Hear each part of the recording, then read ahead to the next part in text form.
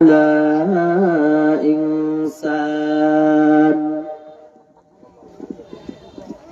ونشهد أن لا إله إلا الله وحده لا شريك له لا ضد له ولا ند له ولا مثل له ونشهد أن سيدنا وسندنا وحبيب ربنا وطبيبنا وطبيب قلوبنا ومولانا محمدا عبد الله ورسوله. أما بعد فأعوذ بالله من الشيطان الرجيم. بسم الله الرحمن الرحيم. يا أيها الذين آمنوا اتقوا الله حق تقاته ولا تموتن إلا وأنتم مسلمون. صدق الله المولانا العظيم.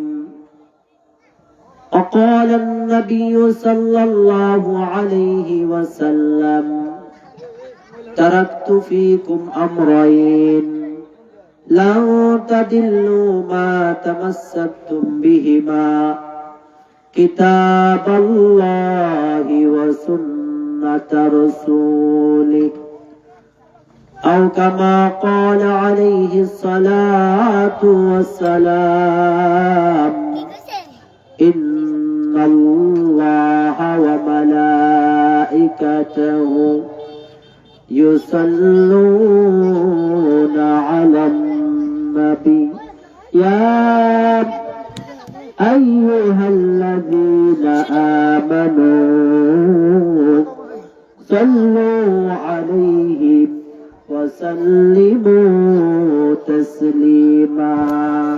اللهم صل على سيدنا مولانا محمد وعلى آله سيدنا مولانا محمد।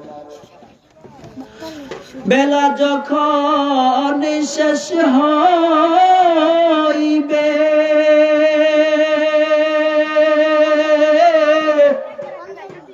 ওরে পারের তরি পাবে না, সময় থাকতে তওবা করে পথ করে নাও সাধনায়। আল্লাহুম্মা সাল্লি আলা سيدنا مولانا محمد وعلى آل سيدنا مولانا محمد। এই দুনিয়ায় আমরা সবাই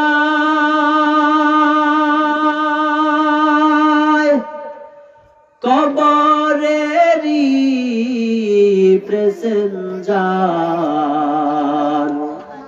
কেউ বা আগে কেউ বা পরে যাইতে হবে গোরের পার। আল্লাহুম্মা সাল্লি আলা সাইয়্যিদিনা মাওলানা মুহাম্মদ ওয়া আলা আলি সাইয়্যিদিনা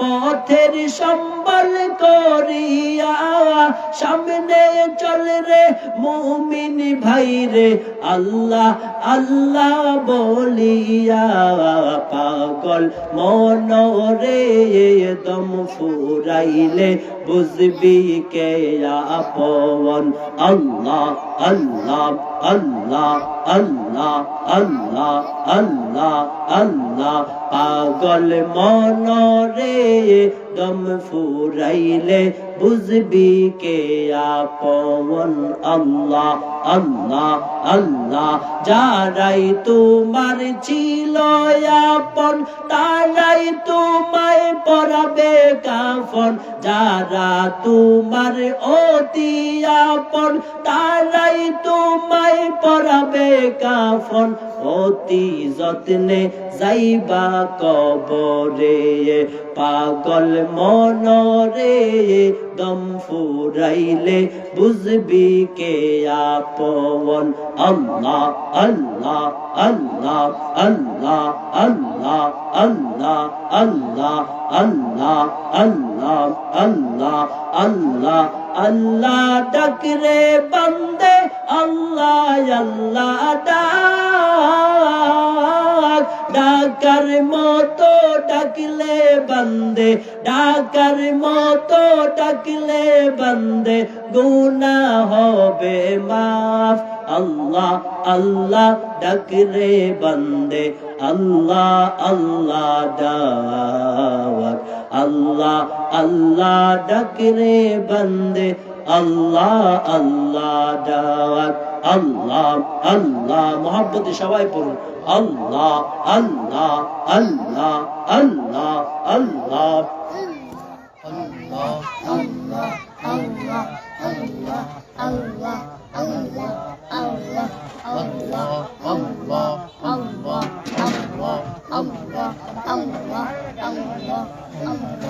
আল্লাহ আল্লাহ আল্লাহ আল্লাহুম্মা সাল্লি ওয়া সাল্লিম ওয়া বারিক আলাইহি সাইয়্যিদিনা মুহাম্মদ ওয়া বারিক ওয়া সাল্লিম সুবহানাল্লাহি ওয়া বিহামদিহি সুবহানাল্লাহিল আযীম সুবহানাল্লাহি ওয়া বিহামদিহি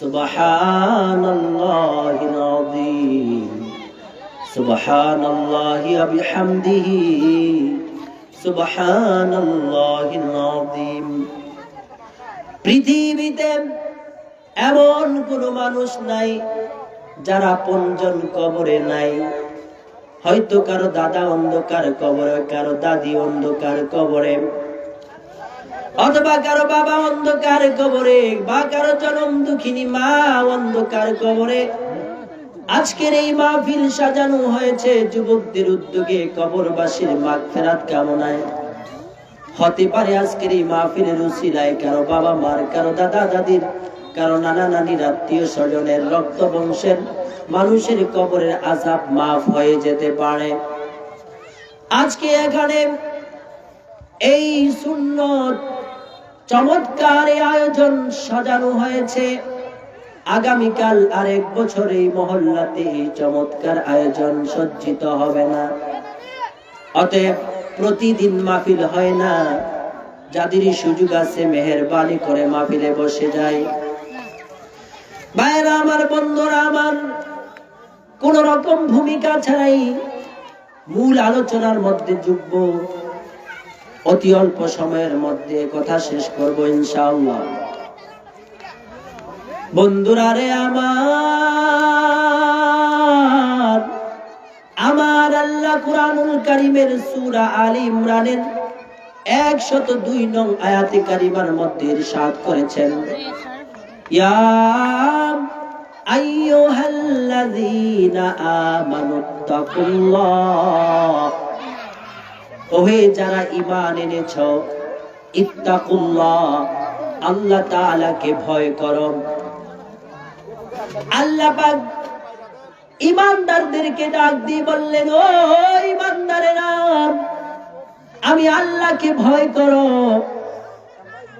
আমি যদি প্রশ্ন করি আল্লাহ কেমন ভয় আপনাকে করব, আল্লাহ বলেন হাক্কা তুকাতি, ভয় করার মতো ভয় তুমি আমারে করবা। হাক্কা তুকাতি এর ব্যাখ্যায় মুফাসসিরিনে কেরাম বলেছেন, এই হাক্কা তুকাতি যে শব্দ আল্লাহ তাআলা বলেছেন, এই শব্দের হক আদায় করে আল্লাহকে ভয় করা মানুষের জন্য সম্ভব না। তবে মানুষের যতটুকু শক্তি সামর্থ্য আছে তার সর্বোচ্চটুকু দিয়ে আল্লাহকে ভয় করতে হবে।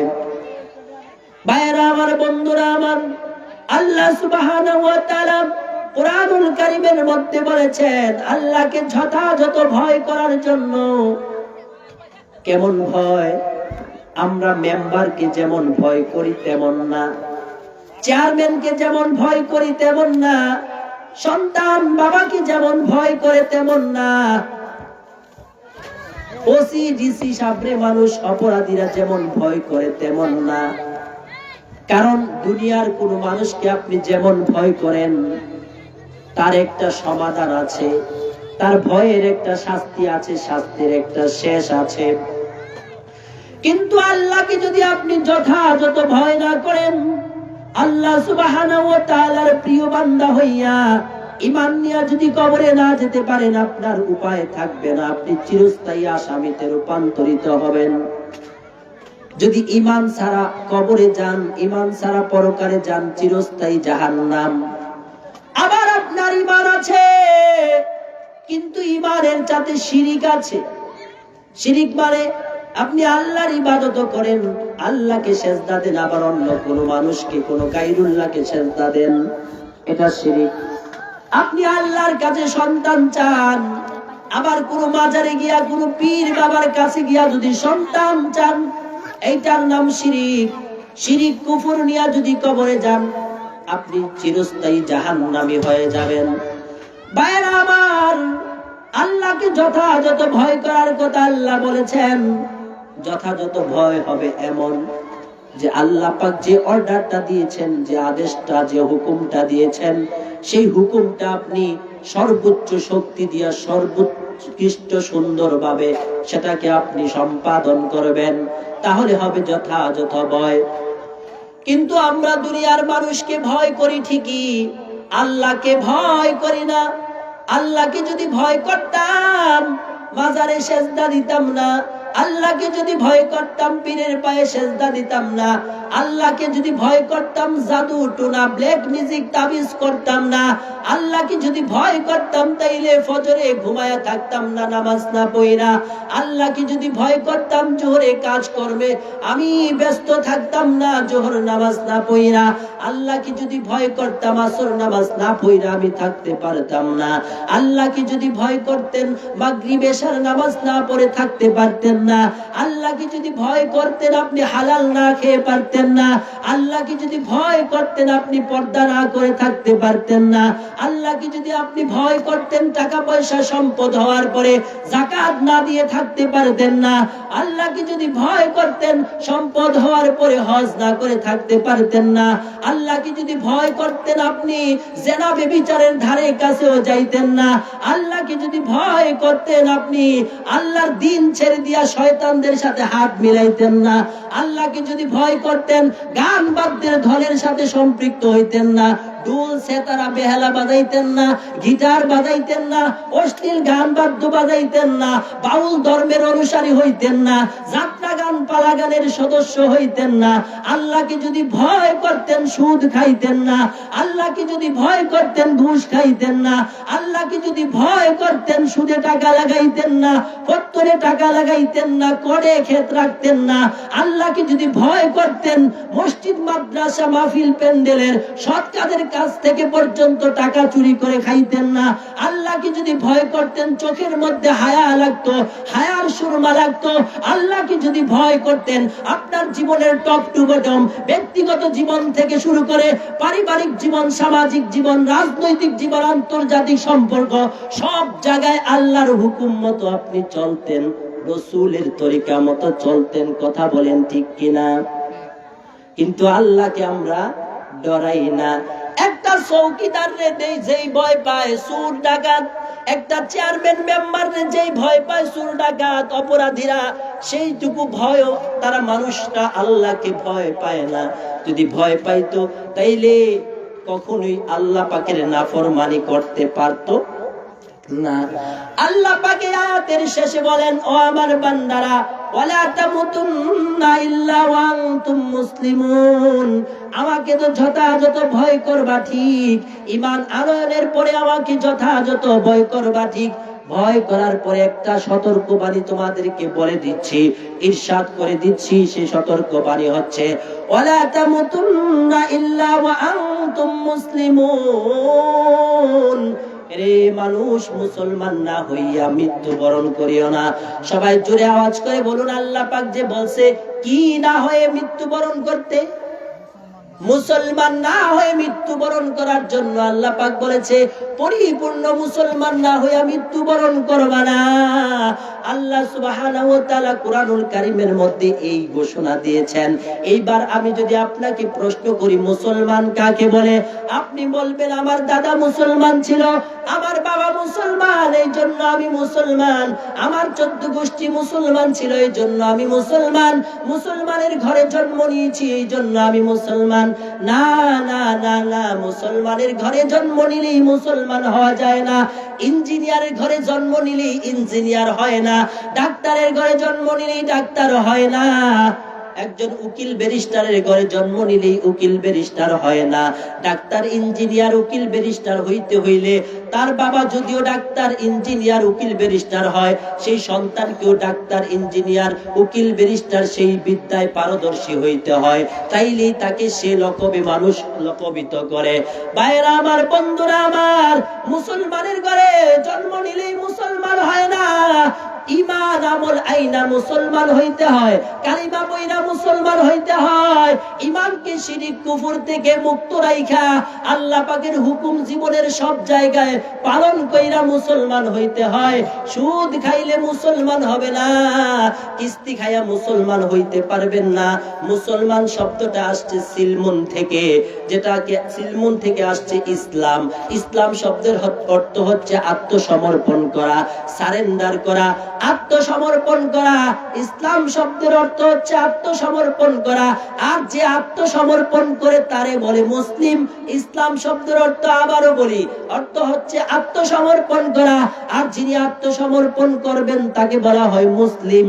তার মানে আপনি যদি আপনার সবটুকু আল্লাহর কাছে আত্মসমর্পণ করেন, আপনি সারেন্ডার করবেন, আল্লাহ আমার জীবনে আমার কোনো কথা নাই, আমার কোনো ইচ্ছা নাই, আকাঙ্ক্ষা নাই, আমার ব্যক্তিগত কোনো মতামত নাই, আমার পরিবার চলবে আপনার হুকুম মতো, আমার অর্থনীতি চলবে আপনার হুকুম মতো, আমার সামাজিকতা চলবে আপনার হুকুম মতো, আপনার রসুলের তরিকা মতো, আমার আত্মীয়তার বন্ধন চলবে আপনার হুকুম মতো, আপনার রসুলের তরিকা মতো, আমার রাজনীতি চলবে আপনার হুকুম মতো, আপনার রসুলের তরিকা মতো, আমার আন্তর্জাতিক সম্পর্ক বজায় থাকবে আপনার হুকুম মতো, আপনার রসুলের তরিকা মতো, আমার মাথার চুল থেকে পায়ের নখ পর্যন্ত জীবনের টপ টু বটম চলবে আপনার হুকুম মতো আর আপনার রসুলের তরিকা মতো।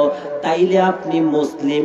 যদি কিছুটা আল্লাহ পাকের হুকুম মানেন আর কিছুটা মন গড়া জিন্দেগি চালান, আপনি পাক্কা মুসলমান হতে পারেন নাই। এবার আসুন বলবেন কিভাবে কিছুটা নিজের মত মানি আর কিছুটা আল্লাহর হুকুম মানি। আপনি মসজিদে গিয়া 5 ওয়াক্ত নামাজ পড়েন আল্লাহর হুকুম মতো, রসুলের তরিকা মতো।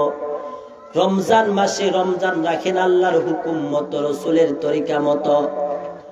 হজ করেন আল্লাহর হুকুম মতো, রসুলের তরিকা মতো। কোরআন পড়েন আল্লাহর হুকুম মতো, রসুলের তরিকা মতো।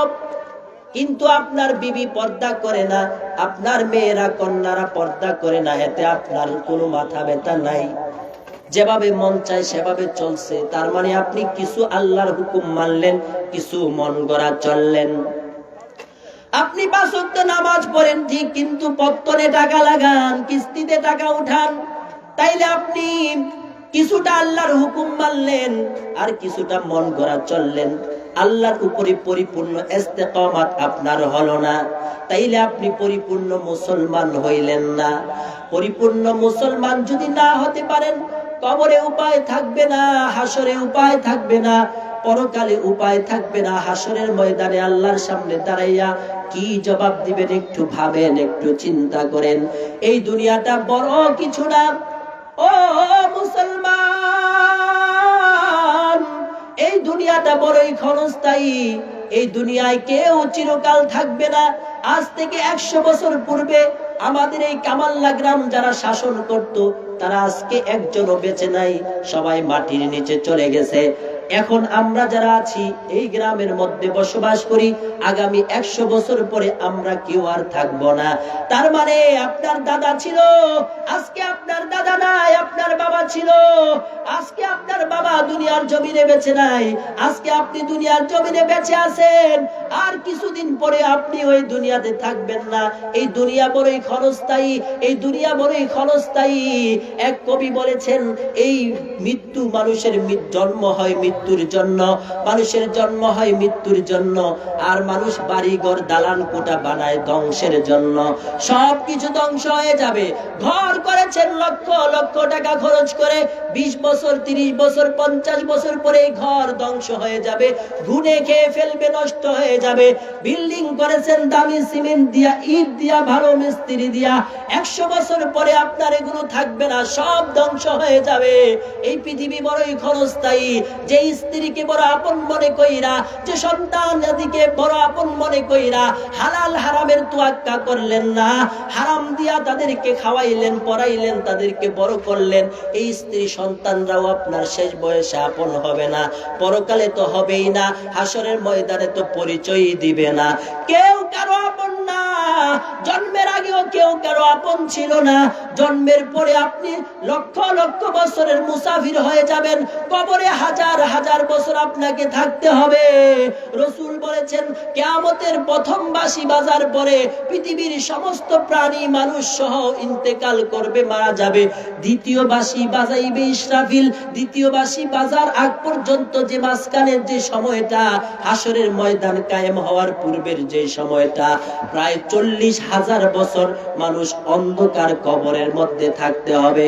তার মানে কিয়ামতের আগ পর্যন্ত যত শত বছর আপনি বেঁচে থাকবেন, ওটার সাথে অ্যাড হবে।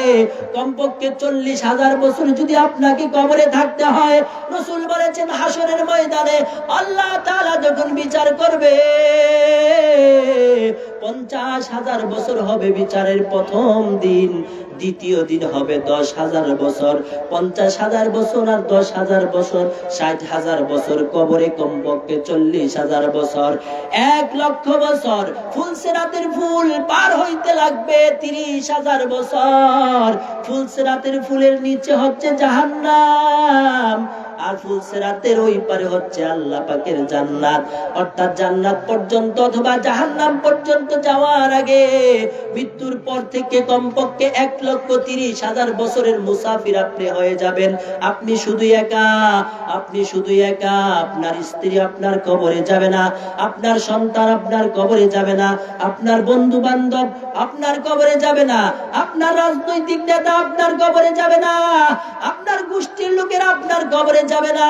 যাদের বলে আপনি মানুষের উপরে জুলুম করেন, অত্যাচার করেন, বেইনসাফ করেন, মানুষের উপরে দুর্নীতি করেন, খাদ্যে ভেজাল মিশান, 2 নাম্বার ব্যবসা করেন, বেপরদা চলেন, বাহাদুরি করেন, মানুষকে মানুষ মনে করেন না, গরিব দুঃখী মানুষকে থাপ্পড় দিতে, তার উপরে আঘাত করতে ভয় পান না, গালি দিয়ে কথা বলতে ভয় পান না, গান বাদ্য সিনেমা নাটক দেখতে ভয় পান না, কেউ আপনার সাথী হবে না।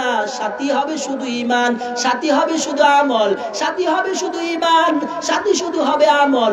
সন্তানাদির মায়ায় পইরা, স্ত্রী সন্তানের মায়ায় পইরা ঈমান নষ্ট করলে জীবনে সবচেয়ে ধরাটা, সবচেয়ে বড় ধরাটা আপনি খেয়েছেন, সবচেয়ে বড় সর্বনাশ নিজের আপনি করেছেন। এই জন্য সন্তানাদির জন্য, সামাজিকতার জন্য, স্ত্রীর জন্য, কামাই রুজি করার জন্য, অট্টালিকা তোলার জন্য, ধন সম্পদ করার জন্য, ব্যাংক ব্যালেন্স করার জন্য হারাম খাইয়েন না, আল্লাহর হুকুম থেকে দূরে সইরা যায়েন না, নামাজ থেকে দূরে সইরা যাইয়েন না। উপায় থাকবে না, উপায় থাকবে না যখন আপনার সামনে মালাকুল মউত আজরাইল আপনার সামনে শেষ চিঠি লইয়া দাঁড়ায়া যাবে। আপনি দেখবেন আজরাইল আপনার সামনে দাঁড়ায়া রইছে, তার পা জমিনের মধ্যে, মাথাটা আসমানে লেগে আছে। রাসূল বলেছে আজরাইল এত বড়, তার পা থাকবে জমিনে মাটির মধ্যে, তার মাথা লেগে থাকবে আসমানের মধ্যে, তার ডান হাত থাকবে পৃথিবীর উত্তর প্রান্তে, বাম হাত থাকবে তার পৃথিবীর দক্ষিণ প্রান্তে, তার দুই পায়ের মাঝখানে যে ফাঁকা জায়গাটা নিয়ে আসে দাঁড়াইবে। ও মুসলমান, রাসূল বলেছেন তার ডান পা থাকবে পশ্চিমে, তার বাম পা থাকবে পূর্বে। গোটা পৃথিবীটা ঝুড়া নিয়া আজরাইল যখন আপনার সামনে দাঁড়িয়ে যাবে, আপনি যদি বদকার হন, রাসূল বলেছেন কালো ভয়ঙ্কর চেহারা নিয়ে আজরাইল আপনার সামনে দাঁড়াইবে। এরে মুসলমান, ওই আজরাইলের পশমের গোড়া দিয়া আগুনের ফিনকি বের হইতে থাকবে। আজরাইল বলবে ও পাপাত্তা, তুমি বেরিয়ে আসো, আল্লাহর রাগ গুসা ক্রোধের দিকে বেরিয়ে আসো। পাপাত্তা নাফরমানের আত্মাটা বেরিয়ে আসতে চাইবে না। আজরাইল তার সহকারী ফেরেশতাদেরকে দিয়া তার পায়ের বুড়ো আঙ্গুল থেকে টিপা শুরু করবে। পায়ের বুড়া আঙ্গুল থেকে টিপতে টিপতে টিপতে টিপতে তার রূহটাকে কলিজার মধ্যে নিয়ে আসবে। কলিজার মধ্যে নিয়ে আসার পরে তার রূহটা বের হইতে চাইবে না। 360টা মুকাম আছে দেহের ভিতরে, 360টা মুকামে তার রূহটা দৌড়াদৌড়ি করবে। আজরাইল তার রূহটাকে রাগ কইরা তার কলিজার মধ্যে এমন জোরে একটা থাবা মারবে রে মুসলমান, আজরাইলের থাবার চোটে ওই বদকারের নাফরমানের কলিজার রগগুলো ঠাস ঠাস করে ছিঁড়ে যাবে, জিহ্বা বের হয়ে যাবে, চোখগুলো উল্টায়া দিবে, প্রস্রাব পায়খানা ধরে রাখতে পারবে না, প্রস্রাব পায়খানা করে দেবে। এরে মুসলমান, কার জন্য কি করছো একটু শুনে নাও। কবরে যাওয়ার সাথে সাথে তোমার কবরটা জাহান্নামের টুকরা হয়ে যাবে, কবরটা জাহান্নামের গর্ত হয়ে যাবে। যখন মুনকার নাকির সওয়াল করবে, মান রব্বুকা আমান দীনুকা আমান নাবিয়ুকা, তুমি যদি নাফরমান হও, বেদিন বেঈমান ফাসিক ফুজ্জার হও, তোমার জবান দিয়ে প্রশ্নের উত্তর বের হবে না, বের হবে না। কবরটাকে জাহান্নামী বলে ঘোষণা দিয়ে ফেরেশতারা সরে যাবে। কবরের দুই পাশের মাটি এমন ভাবে চাপ দিবে, রাসূল বলেছেন দুই বুকের হাড়ি এমন ভাবে ফেটে যাবে, এইভাবে এক আঙ্গুল, এক হাতের আঙ্গুল আরেক হাতের আঙ্গুলে যেভাবে ঢুকে যায়, দুই পাজরের হাড়ি এইভাবে ঢুকে যাবে, একদম মানুষটাকে পাউডার বানিয়ে ফেলবে। তার কবরের মধ্যে জাহান্নামী ফেরেশতারা ভয়ঙ্কর শব্দ করে করে আসতে থাকবে। ও মুসলমান, একজন ফেরেশতা আসবে কবরের মধ্যে, যে চোখেও দেখে না, কানেও শুনে না, জবানেও কথা বলতে পারবে না, তার হাতে একটা হ্যামার থাকবে। রাসূল বলেছে জানো কি এই হ্যামারটার ওজন কত? মক্কা শরীফে হজের মৌসুমে জিলহজ মাসে সারা পৃথিবীর হাজিরা যেখানে একসাথে হয়, রাসূল বলেছেন এই অন্ধ বুবা কানে শুনে না ওই ফেরেশতার হাতে যে হ্যামারটা থাকবে, ওই হ্যামারটা এত ওজন হবে, ওই হ্যামারটাকে সমস্ত হাজিরা মিল্লা আলগি দিতে পারবে না। জোরে বলুন সুবহানাল্লাহ। ওই হ্যামার দিয়ে আপনার এই 3.5 হাত শরীরটা 3.5 হাত থাকবে না, অনেক বিশাল পাহাড়ের মতো আপনার শরীরটা আল্লাহ করে ফেলবে। ওই হ্যামার দিয়ে যখন আঘাত করবে 70 গজ মাটির নিচে চলে যাবেন, আবার উঠবেন, আবার আঘাত করবে, আবার 70 গজ মাটির তলে চলে যাবেন। কবরের মধ্যে কাফের বেঈমানের কবরে 99টা সাপ বিচ্ছু আসবে, মুমিন ফাসিক ফুজ্জার গাদ্দার নাফরমানের কবরে 70টা সাপ বিচ্ছু ঢুকে যাবে। রাসূল বলেছে একটা সাপ যদি সুবল দেয় 40 বছর পর্যন্ত তার যন্ত্রণা থাকবে। রাসূল বলেছেন কবরের সাপগুলো যদি একবার পৃথিবীতে শ্বাস ফেলতো, বিষ ফেলতো, পৃথিবীতে কোনো গাছগাছালি হইতো না, সব মরুভূমি হয়ে যেত, এমন বিষাক্ত সাপ। এইবার বলেন কার জন্য কি করতেছেন? এইবার বলেন কার জন্য হারাম খাইবেন? এইবার বলেন কারে কিস্তি তুইল্লা বিদেশ পাঠাইবেন? এইবার বলেন কার জন্য ফত্তরে টাকা লাগাইয়া টাকা বাড়াইবেন? এইবার বলেন কিভাবে হারামে ইনকাম করে অট্টালিকা করবেন, দালান কাটা কেন করবেন? এইবার বলেন আপনি কাজের ব্যস্ততা দিয়া কেন নামাজ ছেড়ে দেবেন? এইবার বলেন আপনি অলসতা খামখেয়ালি কইরা কেন রমজানের রোজা ছেড়ে দিবেন? কেন আপনি পর্দা করবেন না? ও পর্দার আড়ালের মা, কেন পর্দা করবেন না? কেন পর্দায় থাকবেন না? জেনা ব্যভিচার থেকে কেন তুমি বিরত থাকবে না? যুবক ভাইরা, কবরে তোমার কি উপায় হবে? হাসরে তোমার কি উপায় হবে? সব যাই শিখে আল্লাহর পক্ষ থেকে কোরআনের আয়াত দিয়ে সাবধান করে যাচ্ছি, আমি তোমাদেরই সন্তান, এই মহল্লার এই গ্রামেরই সন্তান, সেই জন্য কিছু কথা বলার হক আমার আছে। আমি এই জন্য সব বিষয়গুলো তুলে ধরে শুধু আখিরাতমুখী হওয়ার জন্য সাবধান করছি। কারো মনে আঘাত দেওয়ার জন্য কোনো কথা বলি নাই, কেউ কষ্ট পাওয়ার জন্য কোনো কথা বলি নাই, বরং আপনার উপকার করার জন্য বলছি। আপনি যদি নামাজ না পড়েন, আপনি আপনার ক্ষতি নিজেই করেছেন। আপনি যদি রোজা না রাখেন, আপনি যদি হালাল না খান, আপনি যদি বেপরদায় চলেন, তাহলে আপনি নিজের ক্ষতি নিজেই করছেন। আমার দায়িত্ব আপনাকে সতর্ক করার, সেজন্য সতর্ক করলাম। এজন্য আসুন আজকের মাহফিলে বড় বড় ওলামায়ে কেরাম আসবেন, তাদের মাহফিল শুইনা তওবা কইরা খাঁটি মুসলমান হইয়া কবরে যেতে চাই। আপনারা সবাই খাঁটি মুসলমান হইয়া কবরে যেতে চান কিনা হাত তুলে দেখান। বলেন চান কি চান না? বলেন চান কি চান না? বলেন আল্লাহ, জোরে বলেন আল্লাহ। আল্লাহ, আমি খাঁটি মুসলমান হয়ে কবরে যেতে চাই। আমার পেছনের জিন্দেগীর সমস্ত গুনাহ খাতা মাফ করে দেন, আমিন। আমা আলাইনা ইল্লাল বালাগ। আসসালামু আলাইকুম ওয়া রাহমাতুল্লাহি ওয়া বারাকাতুহু।